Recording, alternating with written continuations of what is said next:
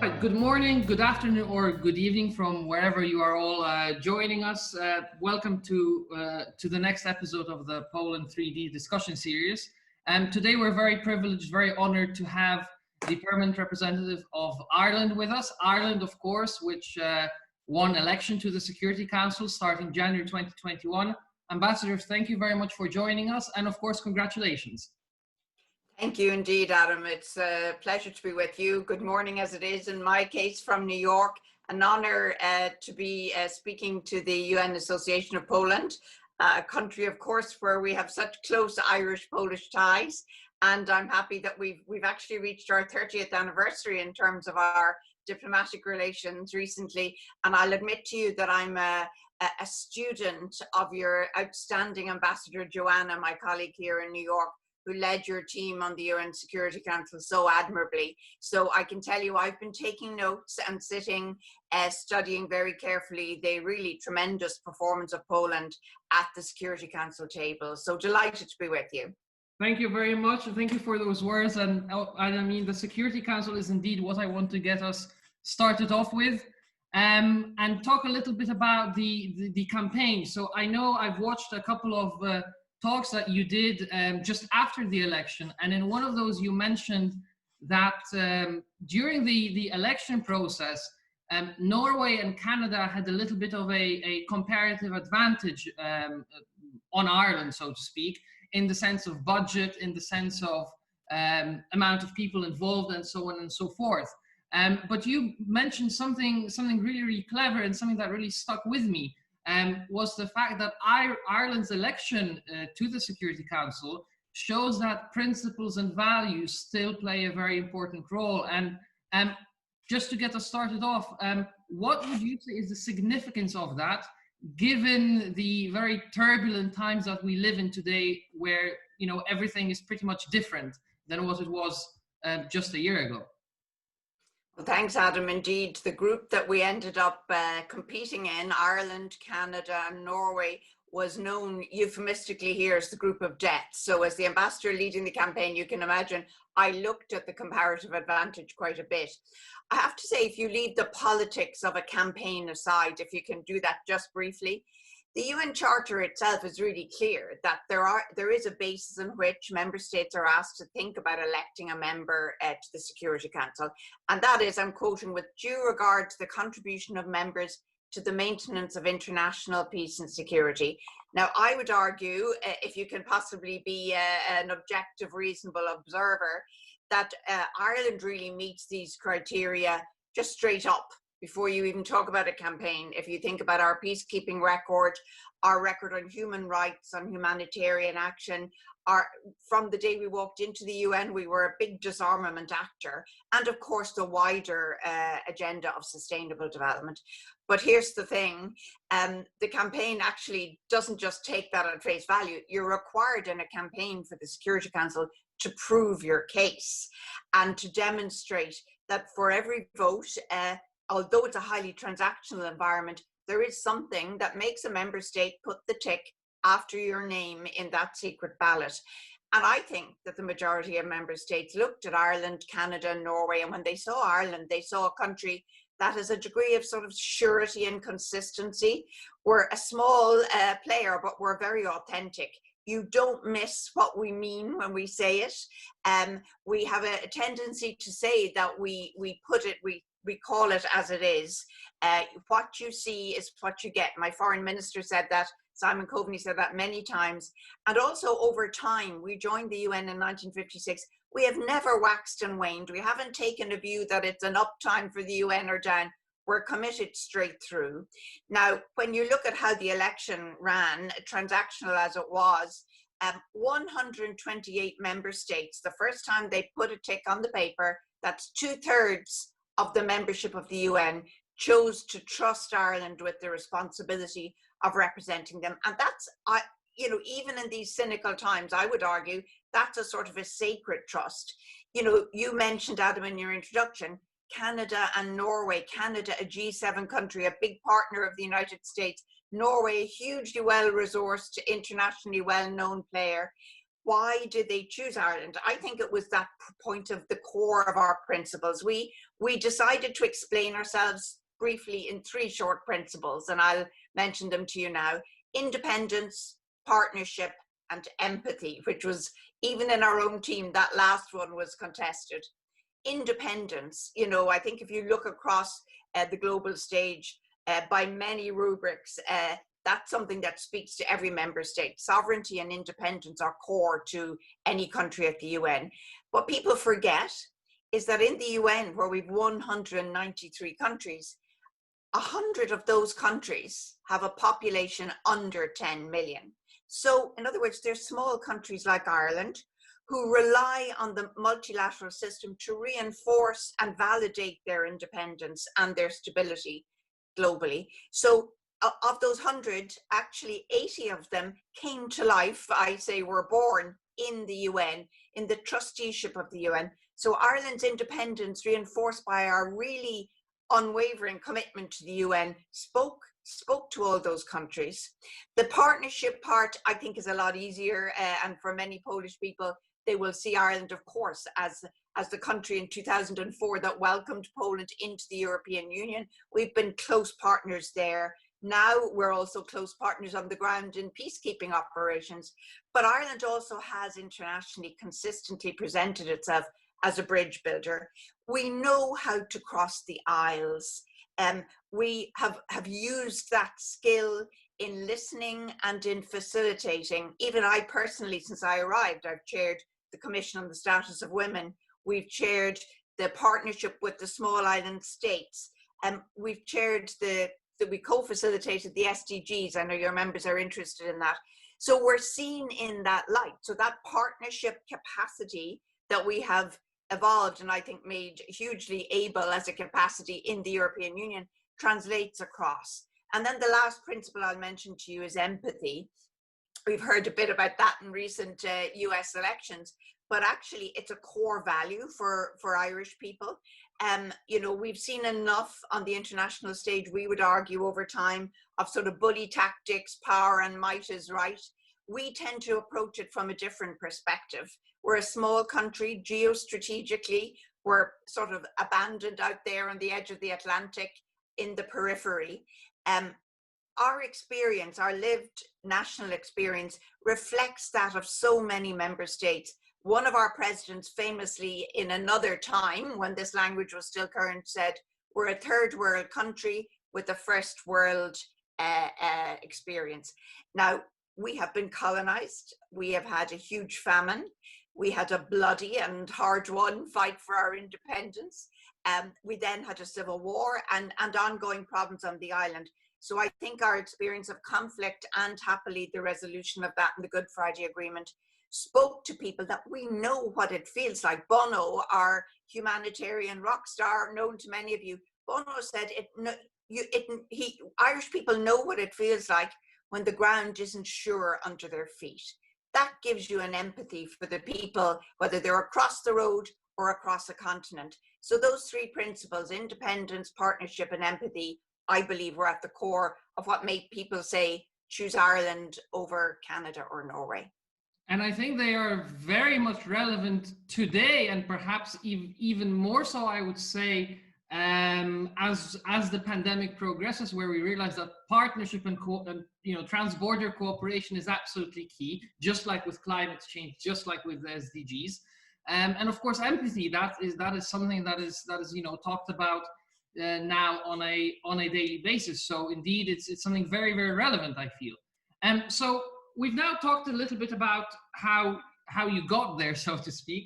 So I do now want to move on a little bit to the plans that Ireland has for its membership of the Security Council starting in January. And I know that the 3 priorities that are mentioned are peace, strengthening prevention, and ensuring accountability.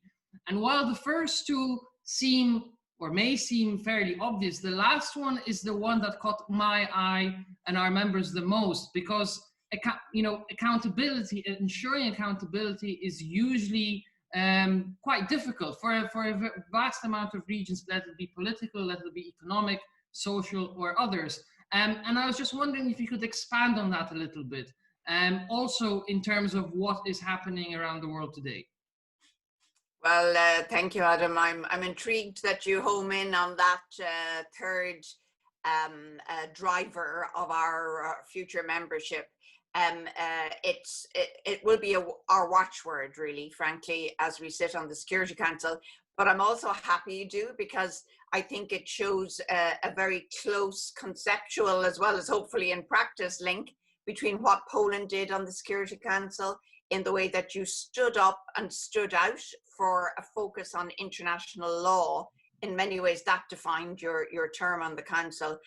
Look, as Irish people, we believe the council doesn't currently meet it, but has a responsibility to prevent mass crimes and atrocities. We plan to try to make a difference to ensure that it begins to live up to that responsibility. Let's be clear. The veto is the unspoken element in all of this. We have seen, unfortunately, I'm experienced enough to know we may well in the future see that the permanent members abuse, some of them abuse that veto and prevent the council from taking steps that we would define as accountability, prevent the council from taking steps that we would see as necessary. Let's be concrete about it. Syria, humanitarian action and humanitarian relief. We've seen the response to the use of chemical weapons in Syria as clearly a case where the Security Council should come together and act, but unfortunately, for political reasons, that has not been the case. So in addition to the underlying anachronistic shape of the Security Council that we believe needs to be reformed, this is an added reform. And certainly in the course of the campaign, my foreign minister, I here in New York, spoke constantly about our objection to the use of the veto in cases where it impedes accountability. Now, one important part, obviously, of accountability as we see it is humanitarian law. And that's something that we definitely share with Poland. You hosted in August, I believe, last year, a big international humanitarian law event when you marked the 70th anniversary of the Geneva Conventions. That's the cornerstone, really, of what we're talking about here. Unfortunately, we have to admit, one commentator recently said to me, I think international humanitarian law is the most challenged part of the international law framework. So it's observed more in the breach than in the observance itself. I'd like to be clear, though, in talking to you, Adam, and your members, this isn't a technical issue. It's not even a legal issue. When international humanitarian law is respected, civilians are protected, human lives are saved, basically. It's as fundamental as life and death. And the corollary is true. When international humanitarian law is abused or ignored, lives are shattered and lives are lost. We're seeing now, whether it's in Syria, in Yemen, in parts of Africa, we're seeing indiscriminate attacks on maternity hospitals, on schools, on health workers. These are absolutely issues of accountability and breaches of international humanitarian law.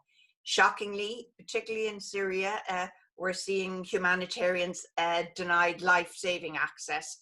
We're seeing cruel, I would use that term, cruel, political games being played on the ground, but for advantage on the ground, but also at the Security Council table. Vital permissions that we know could save lives with humanitarian access are repeatedly refused, or even more cynically, delayed.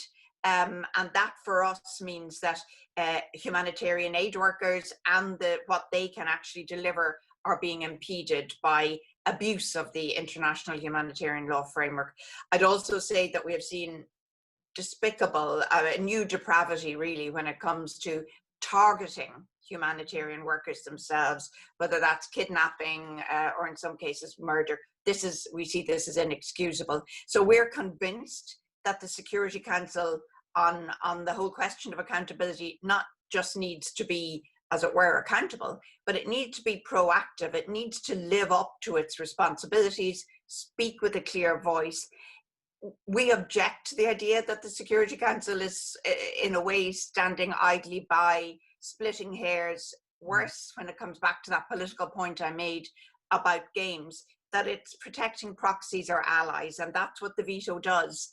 Very often it steps in as a second level defense for these proxies. So for us, we will be very vocal on the question of international humanitarian law, human rights law. We will prioritize the protection of civilians in conflict, looking at humanitarian access, as I said, Syria, Yemen, Libya, another live example, even as we speak. We want the humanitarian actors to be actually able to do their job. I'll just finish off this point by saying, Adam, we have instruments at our disposal to deliver on our responsibility for accountability. The International Criminal Court is a prime example of that, not recognized by all the permanent members, contested space, but certainly we see it as an absolutely important capacity the Security Council has, that it could, in other words, revert advanced cases through the court.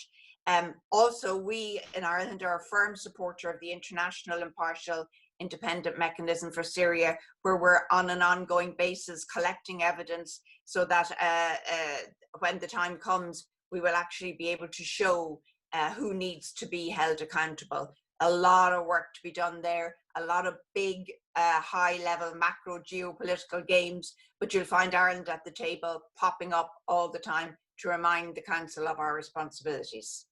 I think that really goes to show how when a country sets itself some priorities, those are not just, three abstract terms, but there are some very specific and key practical activities that are going to be undertaken. I think what you said there, particularly about international law, international humanitarian aspects, shows that brilliantly. The Security Council, the reform of the Security Council, that has been talked about for years on end. Now, we obviously know what a complicated issue that is, and we would probably need a whole week to have a discussion on that. So I don't necessarily want to touch upon that particular aspect, but we do see that the Security Council, year by year, has new challenges to face. Today, obviously, we have many security issues, traditional security issues. If we look at Syria, if we look at the situation indeed in Yemen, in Libya, but climate change, that is also becoming a security issue, right? So we talk about climate security more and more often. The pandemic, that has several different aspects to it. Let it be economic security or social security or health in the general sense of the word. What would you say are the biggest challenges that the Security Council has to face, keeping also in mind that the Security Council itself has, as I think we mentioned earlier, challenges on the inside in terms of, like you mentioned, accountability when it comes to Syria and stepping up and actually living up to its role? Well, look, that's a really big question. As you say, we could take a long time. So I'll come into it just by saying straight off the bat, you will know from Poland's recent time on the Security Council that the Council itself on any one day has a myriad of competing challenges and an enormous workload. The closer we get to taking our seat on the Council, the more the whole horizon comes into view. There are 30 live, ongoing, on a daily basis, country situations on the agenda of the Security Council. Some of them, the protracted ones, like you mentioned, Syria, Libya, Mali, but the peace process in Colombia is still working its way through the Council. Ongoing discussions in relation to Afghanistan, for example, now also a matter on the agenda. So if you are a vulnerable person, if you are a young person, or I would argue women who are often the most vulnerable, every single one of those discussions is a priority because your life could depend on it. In addition to those competing challenges then, for political reasons, the Council has begun to work through recognizing you can't fragment, let's take the Sahel. It's, there are several countries in the Sahel with similar challenges. You mentioned climate security, terrorism, drought, a lack of governance, lack of capacity. So they have what they call 20 cross-cutting issues. So 30 big country issues, 20 issues that run across, and terrorism, for example, is one where you can look at it right across the region. Women, peace and security, a very important issue. 50% of the world's population have a capacity to deliver at least 50% of the international peace and security agenda. Children in armed conflict, very often at the heart of a lot of human rights abuse in conflict areas. Now, there's been a steady increase in that part of the work of the Council. When Ireland was last on the Security Council, it's 20 years ago, in the year 2000, we were elected. We went on in 2001, a big year, if you think 9/11 happened that year, so a flurry of activities. At that time, the Council met 400 times that year.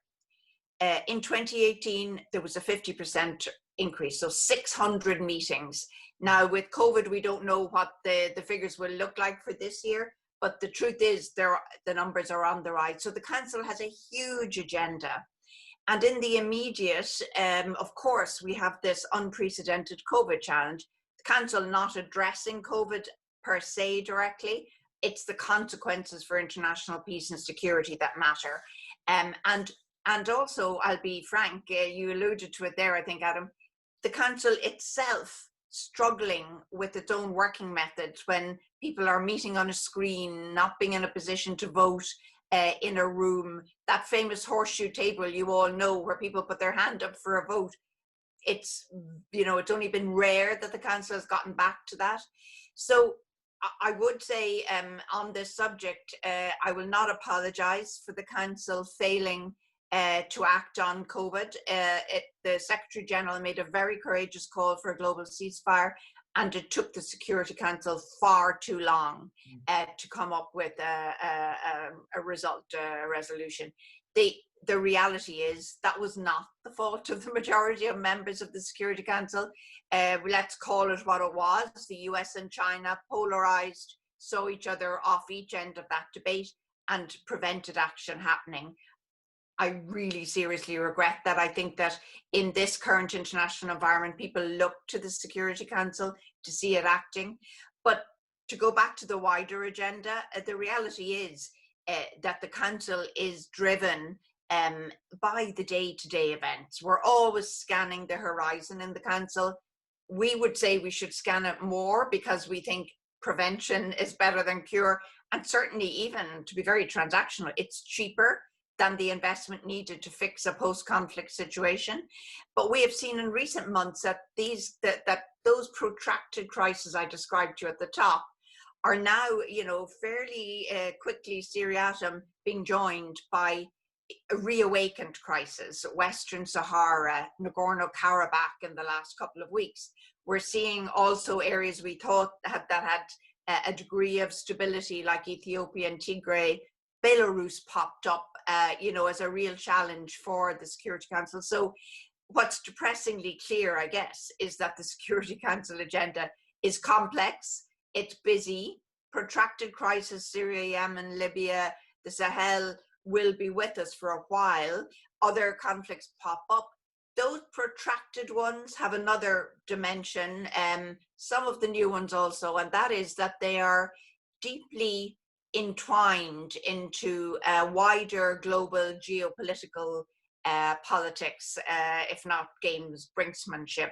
And that, we would say, puts millions at risk, irrespective, is Syria linked to what's happening in Nagorno-Karabakh? If you look at who the actors on the ground are, you'd have to ask yourself a few questions. So all this means that as we approach the Council table, we'll be very clear-eyed, but we will also be steering a focused and a clear course. We want to make a meaningful difference. This campaign was tough, and we went through it with a view to making a difference. I've always said we're not there to make the numbers up at the Council table. We're there to be heard.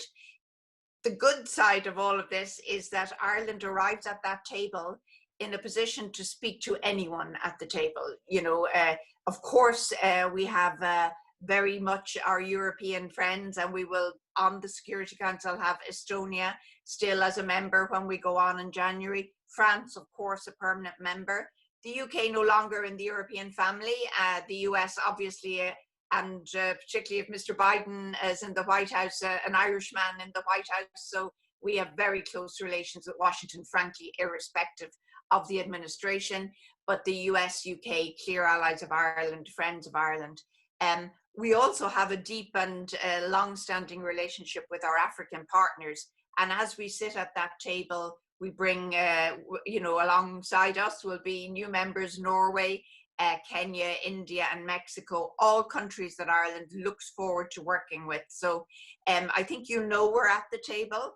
You'll hear our voice. The big question that remains for me is, will that actually, at the end, be successful in opening up some of the really important topics we've touched on? Well, definitely lots of work to do, as can be seen and heard. I am looking at the clock, so I'll very quickly jump to my last two very, very quick, but I think really, really important questions. The first one pertaining to gender equality. Obviously, with the recent elections in the United States and the election of Kamala Harris as the first female vice president of the US, that discussion has gained importance and significance again, because I had this feeling that we sort of lost it somewhere amidst the pandemic crisis, a little bit like with climate change, which has also become a second issue in some discussions. But as a female ambassador in the United Nations, one of not so many, unfortunately, where do you see we are with gender equality today? Look, I'm one of 50 female ambassadors out of 193, as you say, not so many. It's the big unfinished piece of business, I believe, in the international context. And, this year we marked the 25th anniversary since Beijing. We marked the 20th anniversary of Resolution 1325, Women, Peace and Security. Business not done, job not finished. Worryingly, I would argue we're seeing signs of pushback, some of the gains made beginning to recede. We know that COVID has disproportionately affected women, so it's not even as we're starting from a tabula rasa, we're starting with an impediment already. I would point particularly, and it's an Irish priority, to the idea that girls being excluded from education has a huge knock-on effect on our economic, social development internationally. We want to see, we have a project, the Drive for Five, that ensures every girl under 12 has access to free quality education. 130 million, when you think of the population of Poland, 38, 39 million, 130 million girls were out of school before COVID. That number remains to be multiplied, unfortunately. Why do we want girls to have that education, and what's the unfinished part? In my view, we educate our girls so they can sit in our parliaments and sit at those negotiation tables where they can deliver international peace and security. Irish women have that experience in Northern Ireland. Getting to the negotiation table brings a new perspective when women are sitting there. So this isn't some Pollyanna-like desire. I would add into this that a really difficult part of the discussion at the UN in the last 2 or 3 years has been the question of women's rights. And if you remember the famous Hillary Clinton, women's rights are human rights, that is the part of the agenda that is in a very pernicious way beginning to cause me concern. I would add sexual reproductive health rights to that. There's the broader issue of sexual orientation and gender identity. But the bottom line is the business, we have the instruments, we have an extraordinary agenda out of Beijing. We know that if women are given the capacity and there's tailored intervention to encourage their education, their participation in democratic processes, that they will actually get to the point of helping to build structures that safeguard those rights, education, healthcare, etc. So, 25 years ago, we had much hope. We had a hugely ambitious agenda, much work to be done. I'm very glad you mentioned education, because I personally see education as indeed the cornerstones of any progress, of any development, because as you indeed point out, it's so tightly coupled with economic and social progress. So indeed, education definitely is one of the keys.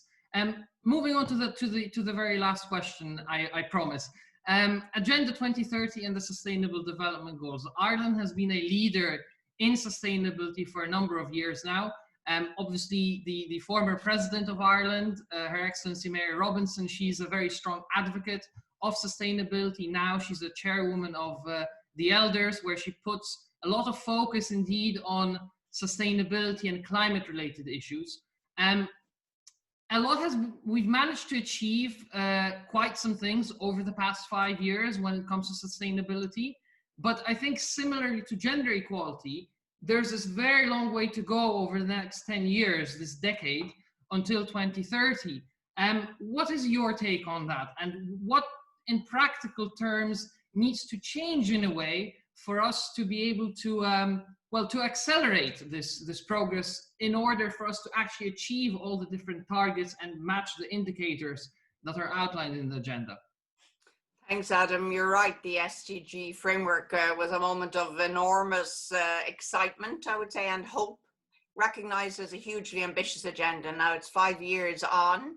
At the time, people thought 15 years was almost impossible to deliver on such a complex agenda. But to be honest, COVID has taught us that in a matter of months, we have transformed our economies, our social structures, our international diplomatic tone and exchange have been transformed. So we know we have the capacity if we tap it.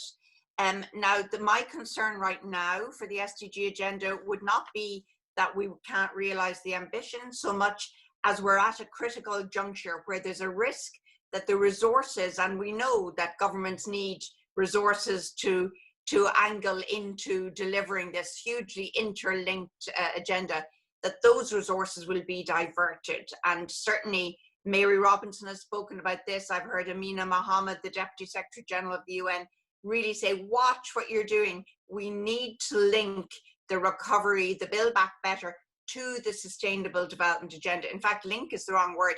We need to integrate the SDGs into the way we're approaching. And for me, the big attraction, if as it were, of the SDGs wasn't that the extraordinary 17 goals emerged. It's the way they are interlinked, and it's the gaps between them. We've just spoken about gender, for example, and we know that we have a SDG 5 that looks at gender equality. But if you think about what that actually brings with it as an SDG and how we now need to make sure we're delivering it, we look at the gender pay gap. We can look at the distribution of caring responsibilities. When I was chair of the CSW, we looked at access to public services and public support, social policy, social insurance. We know, as we've just discussed, the education part comes in there. So empowering women and girls through that SDG fills in all of those other gaps and links to our wider economic, social, and political interaction. So if we can manage to bring that SDG ethos and approach with us into our recovery from COVID, I'm very hopeful. There is obviously an if in there. It's an action plan that we already have. We don't have to invent a new one for Building Back Better. We keep saying that we have it. I know that in Brussels, as we sit at the table together, Poland and Ireland make the case for SDGs. As you mentioned here at the UN, Mary Robinson, chair of the Elders, wise group of people who can see from afar, I always think, argue that this is the instrument we should use. And certainly Ireland will work on that. You know, at the Security Council, there's also some of our permanent members who are loath to allow the agenda on the wider security and development to open up. No development without security, no security without development. So despite the challenge, despite the hardship, we have an action plan. And certainly as we build back fairer, as we build back in a way that leaves no one behind, you will find Ireland arguing every day for the SDGs. I think the point that you make about gender there and SDG 5, it also goes to show that, which is what I always say when I speak with the members or students about Agenda 2030, is the need to look at it holistically, right? So not to separate these goals, but to look at the 17 goals as a whole. And only then can we actually be successful because of how they're all interdependent. Ambassador, thank you very much for giving us and sharing us your time and your knowledge and experiences. It was a great pleasure, great honor to be able to speak with you today. All the very best, all the best for the membership on the Security Council, and lots of health as well to you and the entire team. Look, Adam, thank you very much. It's great to have been in a position to speak to you. I know Poland, like Ireland, a firm believer in the multilateral system and a loyal supporter of the UN. So I look forward to continuing our cooperation. Thank you very much. All the very best.